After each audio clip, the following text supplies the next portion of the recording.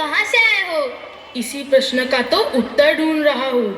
अभी गिरनार की परिक्रमा करके आ रहा हूँ। नागा बाबा के दर्शन किए। अब हम नर्मदा की परिक्रमा करने जा रहे हैं। नर्मदा नदी की परिक्रमा?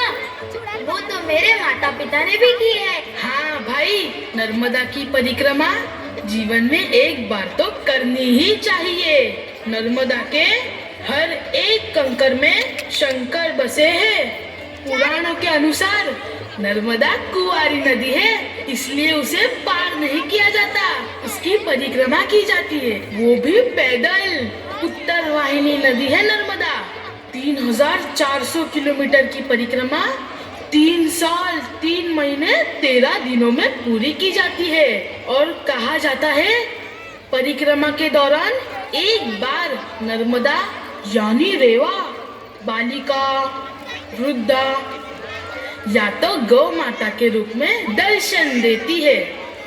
આપણા દેશને સમજવો હોય ને, તેની સાથે જોડાવું હોય ને, તો પર્યટન, તીર્થાટન કે પરિક્રમા એ ઉત્તમ માર્ગ છે. કેટલાય લેખકોએ નર્મદા વિશે લખ્યું છે.